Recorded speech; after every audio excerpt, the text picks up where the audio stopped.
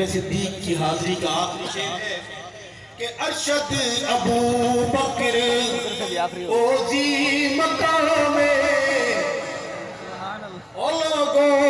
अबू बकर सुनियो अबू बकर ओजी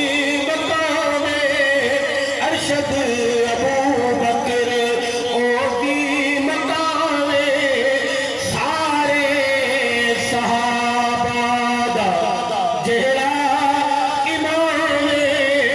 सारे सहाबा दा जेड़ा इमाम जेड़े नहीं बने दे ओ खबीस लोग